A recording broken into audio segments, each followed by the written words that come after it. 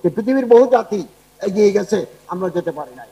ক্ষমতায় বসলে সুযোগ পেলে লুটপাট করা, সম্পত্তি গ্রাস করা আমাদের ফ্যাশনে পরিণত হয়েছে।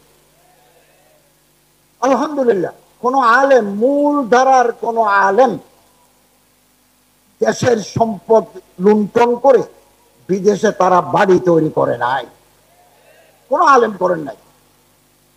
আলেমরা যুগ যুগ ধরে, শত বছর ধরে, হাজার বছর ধরে এই ভূখণ্ডে দ্বীনি তালিম, দাওয়াত, তালিম, তাজকিয়া, তাফাক্কুর, তাদাব্বুর মাধ্যমে দ্বীনের খেদমত করে আসছেন। এই আলেমদের অবদান জাতি কোনোদিন ভুলতে পারে না। তৈরি হন, ভালো আলেম দরকার আমাদের, ভালো অনুবাদক দরকার, খুব ভালো আরবি জানে, ভালো তর্জমা করতে পারে, এরকম মানুষ আমাদের দরকার। ভালো মুফতি, ভালো মুফাসসির, ভালো মুহতামিম, ভালো উস্তাদ, ভালো কারি, ভালো মুফাসসির আমাদের দরকার।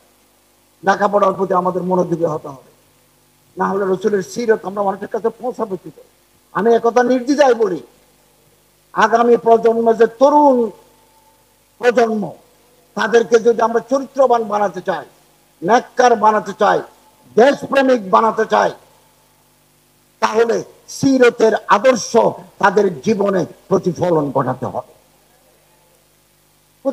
যারা দেশের সম্পদ লুট করে খায়, দেশ বিদেশে পাচার করে, আমি সব জায়গায় বলি, তারা কোনোদিন দেশপ্রেমিক হতে পারে না। এই দেশ আমাদের সবার। এই দেশের 54 বছরে দেশের উন্নয়নে যারা শ্রম দিয়েছেন, আমরা তাদেরকে সম্মান জানাতে চাই। ফেব্রুয়ারিতে যদি নির্বাচন হয়, আমরা ঘোষণা দিয়েছি, সরকার ঘোষণা দিয়েছে ফেব্রুয়ারিতে জাতীয় নির্বাচন, রোড ম্যাপও ঘোষিত হয়েছে। যখনই নির্বাচন হবে ঘোষিত সময়ে, আমরা নির্বাচিত সরকারের হাতে ক্ষমতা হস্তান্তর করে আমরা পুরোনো ঠিকানায় ফিরে যাব, আমরা আমাদের জায়গায় চলে যাব। আমরা এটা প্রতিশ্রুতিবদ্ধ। অতএব আমাদের অন্তর একেবারে পরিচ্ছন্ন। আমরা রাত দিন পরিশ্রম করছি, রাত দিন। ২৫০০ একর লক্ষের জমি বছরের পর বছর ধরে জবল দখলকারীরা দখল করে নিয়েছে, ব্যাহাত হয়ে গেছে সারা বাংলাদেশে ২৫০০ একর।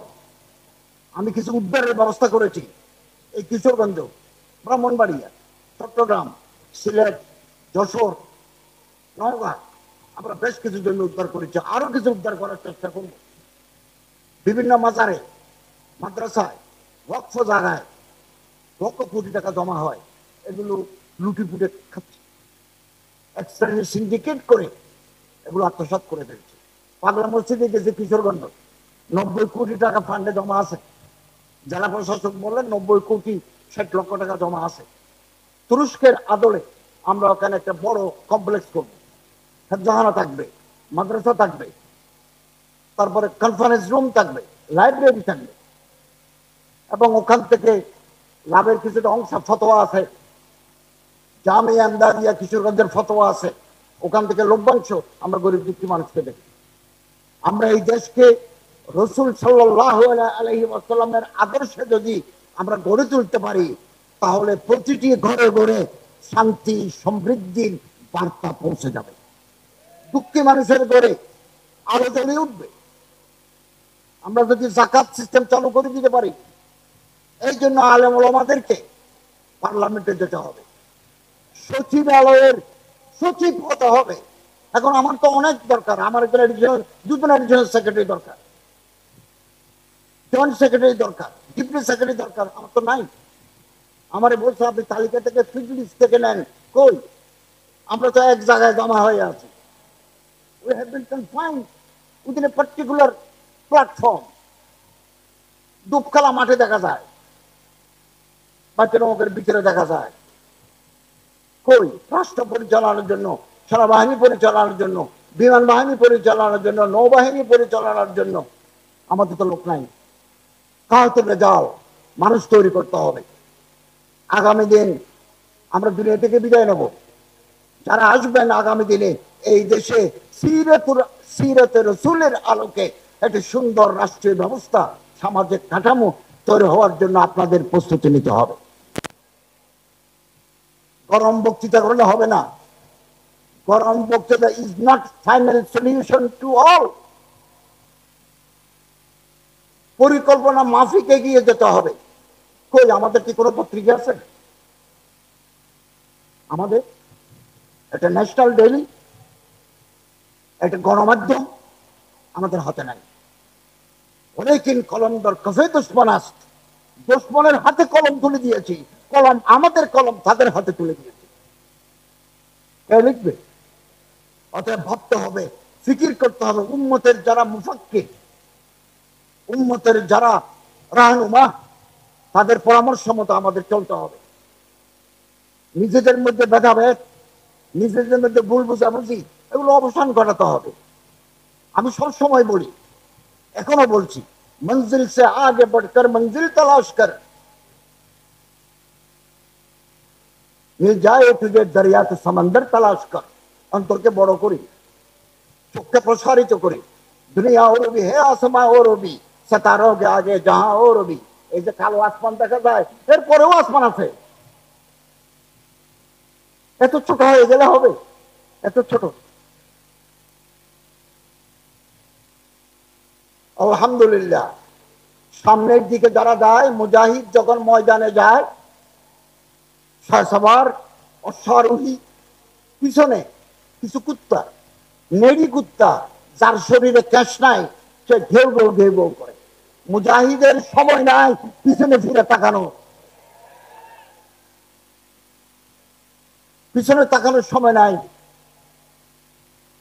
ইংরেজিতে কথা আছে, ডগ বার্কস ক্যারাভান গোস। कुत्ता भोगता रहेगा, कुत्ता भोगता रहेगा, काफिला चलता रहेगा। যারা যায় উপরে, যারা উঠে, তারা নিজের নিঃশ্বাসের আওয়াজ নিজের কানে শুনে না, পিছনের গুলো শুনে। আমাদের অনেক বড় লক্ষ্য ওলামায়ে কেরামের বেপায়া খিদমাত কারনামা আমাদের তুলে ধরতে হবে। একটা বিশাল গোষ্ঠী যারা জীবন উৎসর্গ করেছেন দিনের জন্য, তারা দুনিয়ার কোনো লাভের জন্য করে নাই। ওনাদের কারনামা, ওনাদের খেদমত জাতির কাছে আমাদের তুলে ধরতে হবে ইনশাআল্লাহ আজিজ। আমরা সিরাত রাসূল, তাআম্মুলে সাহাবা, সাহাবায়ে কেরামদের জীবন কাহিনী, তাদের জীবন আদর্শ আমরা যদি মেনে চলি, সিরাত রাসূল, সিরাতুস সাহাবা আমরা যদি মেনে চলি, আমাদের জীবন ষোলকলায় পূর্ণ হবে। জীবন আলোকিত হয়ে যাবে, নিজেও আলোকিত হব, পরিবারকে আলোকিত করতে পারবো, সমাজকে আলোকিত করতে পারবো, রাষ্ট্রকে আলোকিত করতে পারবো। অতএব দুশমন চিহ্নিত করুন, ভাইকে দুশমন ভাববেন না। আমি আবার বলি, আপনার ভাইকে আপনি দুশমন ভাববেন না। দুশমন আমাদের অন্যজন, ওই দুশমনকে চিহ্নিত করুন। নিজের এনার্জি, নিজের কষ্ট, ত্যাগ ভাইয়ের বিরুদ্ধে আপনারা নষ্ট করবেন না। আল্লাহ তাআলা আমাদের তৌফিক দান করুন, আমিন।